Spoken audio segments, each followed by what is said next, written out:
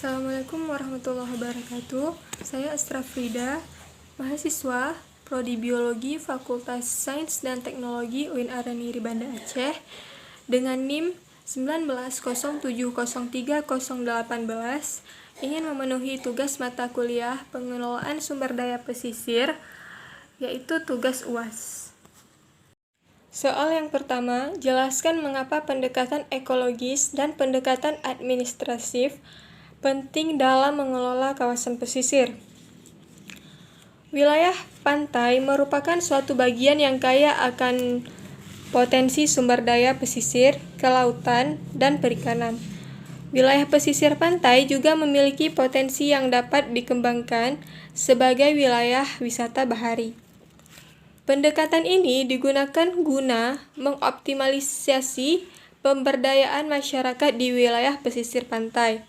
Pendekatan ini juga menjamin pertumbuhan ekonomi yang dapat dinikmati secara adil dan profesional oleh masyarakat di pesisir pantai. Kemudian juga mengatasi permasalahan pembangunan pesisir dan lautan yang berlangsung saat ini dan masa yang akan datang.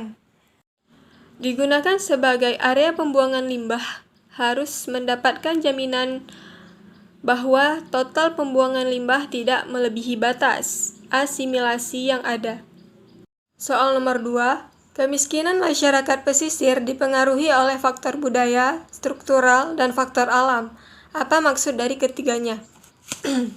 Secara struktural, kemiskinan lebih disebabkan pengaruh eksternal, seperti tergusur dalam proses pembangunan sebagaimana yang dialami masyarakat nelayan yang umumnya berdomisili di daerah pesisir pantai. Pendapatan masyarakat pesisir seringkali terkendala dengan alat penangkapan ikan. Cuaca yang sering berubah kadang membuat hasil tangkapan nelayan menjadi kurang, yaitu membuat kehidupan masyarakat pesisir menjadi miskin karena dilihat dari pendapatannya. Kemiskinan budaya didasarkan pada tingkat pendapatan untuk memenuhi kebutuhan hidup yang diukur dari garis kemiskinan. Dulunya, orang tarik pukat itu hanya diberi makan, namun sekarang harus dibayar. Inilah yang menjadi faktor kemiskinan dari segi budaya. Soal yang ketiga, langkah-langkah efektif apa yang diperlukan dalam memberdayakan masyarakat pesisir? Pemberdayaan masyarakat pesisir adalah upaya untuk memandirikan masyarakat lewat perwujudan potensi kemampuan yang mereka miliki. Upaya tersebut diikuti dengan memperkuat potensi atau daya yang dimiliki oleh masyarakat itu sendiri. Untuk mewujudkan pemberdayaan masyarakat, kesejahteraan dan kemandirian perlu didukung oleh pengelolaan dan budaya lokal sebagai variabel utama dalam proses pembangunan dan pemberdayaan masyarakat. Soal nomor 4, faktor apa saja yang perlu diperhatikan dalam ekowisata pesisir? Sumber daya alam, peninggalan sejarah, budaya, faktor lingkungan, faktor pendidikan, faktor ekonomi, faktor kelembagaan, faktor keamanan, dan faktor fasilitas dalam mendukung kegiatan ekowisata pesisir. Soal nomor 5, apakah tradisi berburu paus tidak melanggar kaidah konservasi perairan pesisir? Indonesia telah memasukkan paus dalam lumba-lumba sebagai satwa yang dilindungi dan terlarang untuk diburu. Namun, pelanggaran ini tidak efektif.